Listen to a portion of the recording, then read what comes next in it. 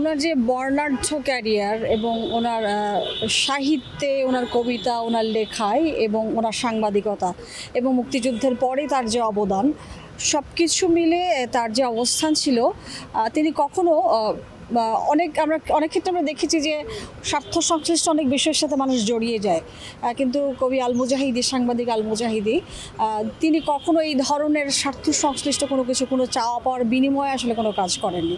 তিনি তার লেখা নিয়ে ব্যস্ত ছিলেন, তার কথা, তার সততা, সব কিছু মিলে আসলে তিনি একটু নিভৃতেই চলে গিয়েছিলেন। দেনা পাওনার কোনো হিসেবে তিনি আসেনি, যে কারণে আর শেষের দিকটা তিনি অনেকটা অসুস্থ ছিলেন।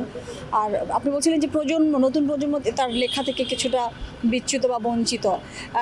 আমরা যেটা বলি যে কমিউনিকেশন গ্যাপ যেটা হয় এই প্রজন্মের সাথে সেই প্রজন্মের, সেটা কিন্তু শুধু কবি আল মুজাহিদি না, অনেক জায়গায় আমরা দেখেছি এটা কমিউনিকেশন গ্যাপ তৈরি হয়েছে। এটা আসলে আমাদের সিস্টেমের সমস্যা, আমাদের যে এখন চিরাচরিত যে প্রকৃতি দাঁড়িয়েছে, যে সময়টা দাঁড়িয়েছে, সেই জায়গাটা যে কমিউনিকেশন গ্যাপটা তৈরি হয়েছে, সেটিরই আসলে পরিণতি কবি আল মুজাহিদির সাথে নতুন প্রজন্মের যে সংশ্লিষ্টতা থাকার কথা সেটি নেই। তো বাস্তবে উনি একটু নিভৃতি চলে গিয়েছিলেন। শেষ 13টা মাস তিনি খুব অসুস্থ ছিলেন, একেবারেই বিছানায় পড়েছিলেন। তো আমি মনে করি যে তার লেখা বেঁচে থাকবে।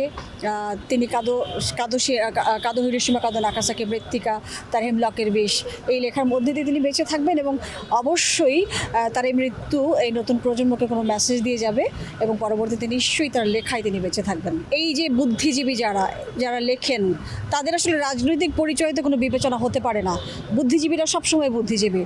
এই কাতারে না ফেলে রাজনৈতিক বিবেচনায় যখন একজন বুদ্ধিজীবীকে ফেলা হয়, সেটির বলেই হয়েছেন কবি আল মুজাহিদি। গত 15 বছরে তিনি যেটি প্রাপ্য ছিলেন, এমনও শুনেছি তিনি স্বাধীনতা পদক পাওয়ার যোগ্য ছিলেন, কিন্তু সেটি তিনি পাননি। এই যে রাজনৈতিকভাবে তাকে মতবিরোধে ফেলে তার সম্পর্কে যে জায়গা তৈরি করা হয়েছে, সেটি অবশ্য আমি বলবো যে তিনি বঞ্চিত হয়েছেন। তবে আমি মনে করি তিনি এখানে বঞ্চিত হলেও নিশ্চয়ই এখন তিনি সম্মানিত হবেন। তার লেখা, তার সাহিত্য, সব কিছু মিলে মানুষের আসলে সম্মান তো কখনো থেমে থাকে না, কোনো না কোনো সময় তিনি সেটা ফিরে পান। আমি যদি বলি যে সাংবাদিকতা পেশায় যে ইন্ডিপেন্ডেন্স এক ধরনের লাগে, ধরেন কাজের ক্ষেত্রে, একটি মেয়ের ক্ষেত্রে সংসার করে কাজ করবার যে স্বাধীনতা, আমি কখনো বাধাপ্রাপ্ত হইনি। তিনি সবসময় এনকারেজ করেছেন, তার সাথে আমি শেয়ার করেছি। এমন হতো যে আমি যখন প্রেজেন্টেশন করতাম, তখন আমি কোনো উচ্চারণে ঠেকে গেলে তাকে প্রশ্ন করে আমি জেনে নিতাম। উনি একেবারে এনসাইক্লোপিডিয়ার মতো বা কারেন্ট ডিকশনারির মতো তিনি একেবারে বলে দিতে পারতেন যে কোনো কিছু। তো যে কোনো প্রশ্নের উত্তর আমি যখন জানতে চেয়েছি তার কাছ থেকে সবসময় পেয়েছি এবং সহযোগিতা পেয়েছে।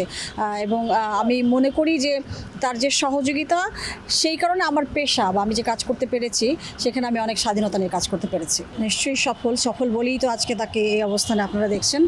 এবং সফলতা, বিফলতা, মানুষের জীবনে অনেক ধরনের ব্যর্থতাও থাকে, কিন্তু আমি সর্বোপরি বলবো আল মুজাহিদি একজন সফল মানুষ ছিলেন। মানুষ হিসেবে দেখা, মানুষের স্বাধীনতায় বিশ্বাস করা, মানুষকে মানুষের মতো চিন্তা করা, অর্থাৎ সর্বোপরি উদার হওয়ার যে আহ্বান, সেটি সবসময় তার ভাষায় আমি পেয়েছি।